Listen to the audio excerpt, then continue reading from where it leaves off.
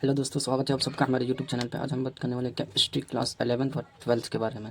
Class 11 12th का आज हम बेसिक इंट्रोडक्शन के बारे में बात करेंगे।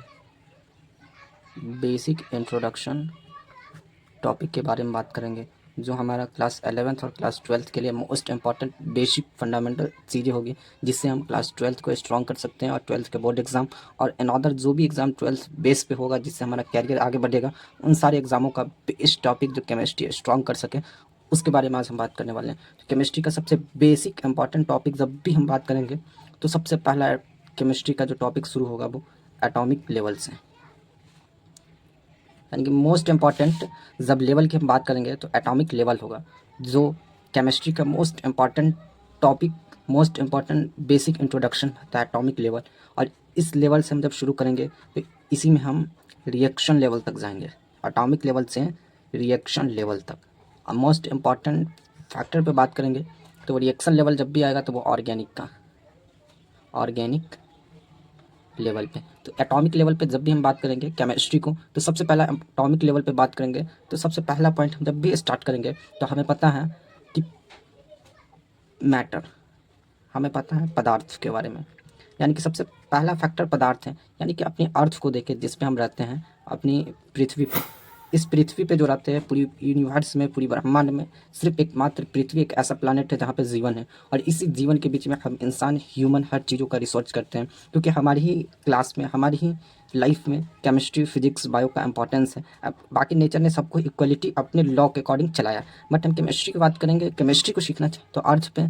तो अर्थ के सारी चीज़ों को हमने मैटर कहा है, अर्थ के सारी चीज़ों को हमने मैटर कहा, यानी पदार्थ कहा। पदार्थ क्या होता है? तो पदार्थ को हम बस दो ही पॉइंट पे डिफाइन कर देते हैं। वो सबसे पहला पॉइंट होता है कि जिसमें द्रव्यमान हो, जिसमें द्रव्यमान हो। दूसरा मेरा आता है जो स्थान छेद सके, स्थान, यानी कि जिसके पास मास हो और जिसके पास स्पेस छेकने की कैपेबिलिटी हो, वो हमारा हर चीज़ क्या कहलाता है? पदार्थ। हम देखेंगे क्या चीज़, तो हमारे हाथ में जो कलम है, पेन, इसके अंदर भी वेट है। उसके साथ साथ हमारे पास क्या है कि ये पेन है, इसके अंदर वेट है, ये भी स्थान छेकता है। हम कॉपी ले लें, वो कॉपी भी मेरा क्या होता है कि वो भी स्थान छेक रहा है, उसके पास भी मास है। उसके बाद हम देख ले नेचुरल रिसोर्स या ह्यूमन रिसोर्स। नेचुरल रिसोर्स आग को ले ले, पानी को ले लो, हवा को ले लो, मैटर में एलिमेंट्स वगैरह जितने भी चीज़ों को लेंगे, उस सब के अंदर दो कॉमन फैक्टर होगा कि उसके अंदर कुछ ना कुछ द्रव्यमान होगा, कुछ ना कुछ वजन होगा। उसके साथ साथ उसके अंदर क्या होता है कि कुछ ना कुछ स्पेस छेकेगा। तो ये हमारा अर्थ पे जितनी भी चीज़ें, उन सबको पदार्थ। उसके बाद केमिस्ट्री ने इसको अलग अलग एग्जाम्पल को जब हम लिए थे, पानी को लिए, हवा को लिए, आग को लिए, उसके बाद क्या होता है कि सोना लिए, चांदी लिए, कॉपर लिए, एल्युमिनियम लिए, इस तरह की चीज़ों को जब एनालाइज किए तो मेजर तीन पार्ट में इस मैटर यानी पदार्थ को हमने बांट दिया। तो सबसे पहला पार्ट आता है ठोस, दूसरा द्रव्य और तीसरा गैस। तो हमने तीन भागों में इसको बांट दिया, ठोस, द्रव्य और गैस में। ठोस क्या होता है? तो इसको इंग्लिश में हम सॉलिड बोलते हैं, इंग्लिश में सॉलिड। ये मेरा क्या है? लिक्विड, ये हमारा लिक्विड। और ये गैस, तो सॉलिड, लिक्विड और गैस। सॉलिड क्या होता है? तो सॉलिड जो भी चीज़ होगा, तो हम देखते हैं कि जिसके अंदर आयतन फिक्स हो, आयतन फिक्स हो, और जिसके अंदर क्या हो? आकार। अभी हम सिंपल जब बेसिक पॉइंट पे कहें, वो भी फिक्स हो, वो हमारा क्या हो जाता है? फिक्स का मतलब वो एकदम, जैसे हम ले लें, हमारे हाथ में पेन है, मार्कर। इस मार्कर को आप देख लीजिए, क्या इसका आकार चेंज होने वाला है? ये मार्कर जो, इसका आकार चेंज होने वाला है? इसको पेन जो है, ब्लैक पेन है, क्या इसका आकार चेंज होने वाला है? बिल्कुल नहीं होने वाला है। इसको हम आज रख दे, 10 साल बाद रख दे, 20 साल बाद रख दे, जो सेम साइज है वही जस का तस रहेगा। क्या इसका आयतन, अगर ये सपोज मानते 50 ग्राम का, तो क्या 10 साल बाद 100 ग्राम का हो जाएगा? 100 साल बाद 1 किलो का हो जाएगा? बिल्कुल नहीं। तो जस का तस है, इसीलिए इसके पास फिक्स है। तो वैसे पदार्थ जो एकदम फिक्स आयतन हो, जिस तरह का दिख रहा है, वो आज भी है, वो कल भी हो, वो परसों भी हो, वो हमारा ठोस है। और जो पदार्थ हो जिसका क्या है, चेंज हो जाए, जैसे लिक्विड की बात करेंगे, तो लिक्विड में क्या होता है कि इसका आकार चेंज हो जाता है। आकार, जो आकृति है, इसका आकार यानी आकृति वो चेंज हो जाता है, आकार आकृति इसका चेंज हो जाता है। जबकि इस लिक्विड को हम देखेंगे, आयतन कभी नहीं चेंज होता है। अब क्या, तो इसको हम पानी से कंसीडर करते हैं। पानी यानी वाटर को लेते हैं।